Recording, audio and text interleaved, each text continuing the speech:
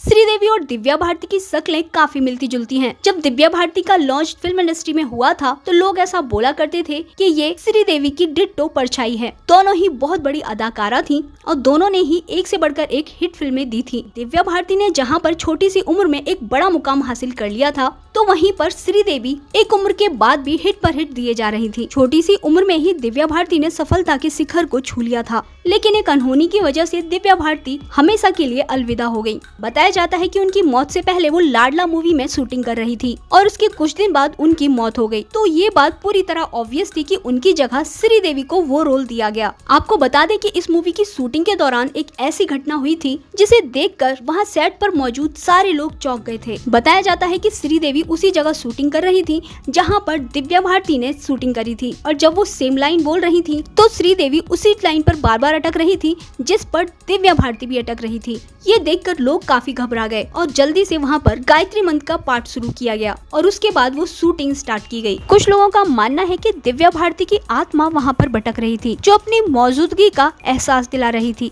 न कि सिर्फ लाडला बल्कि ऐसी कई सारी मूवीज थी जिनमें दिव्या भारती काम कर रही थी। वो मूवी कंप्लीट होने से पहले ही दिव्या भारती की मौत हो गई। जब इन मूवीज की शूटिंग को पूरा कराया गया तो उन मूवीज के सेट पर भी अजीबोगरीब घटनाएं होती थी। तो ये बात है रंग मूवी को लेकर। आपको बता दें कि मौत से पहले दिव्या भारती रंग मूवी की पूरी शूटिंग कर चुकी थी और उनका लास्ट शूट था एक गाने को लेकर जिसके बोल थे तुझे ना देखूं तो। इस मूवी की ऑलमोस्ट शूटिंग हो चुकी थी, लेकिन कुछ सीन बाकी थे जिन्हें कंप्लीट करने के लिए डबिंग आर्टिस्ट को हायर किया गया था, जिनकी बैक के सीन शूट किए और जब फ्रंट के सीन शूट हुए तो फेस को काफी डार्क कर दिया गया था। लेकिन जब इस मूवी को रिलीज किया गया तो इस मूवी की स्क्रीनिंग के वक्त कुछ इस तरह की घटनाएं हुई जिसे देखकर सारे लोग घबरा गए। वो घटनाएं इस बात का एहसास दिलाती थी कि दिव्या भारती कहीं आसपास ही है। जैसे ही इस मूवी को स्टार्ट किया गया तो बताया जाता है जैसे पर्दे पर दिव्या भारती का चेहरा दिखा तो उस हॉल का पर्दा ही नीचे गिर गया, जिसे देखकर वहाँ पर भगदड़ मच गई। ऐसी ही कुछ बातें दिव्या भारती के पति साजिद नाडियावाला की दूसरी पत्नी के साथ भी हुई। वो बताती है कि दिव्या भारती हमेशा उनके सपनों में आती है और हमेशा एक ही तरह का सीन होता है, जहाँ एक तरफ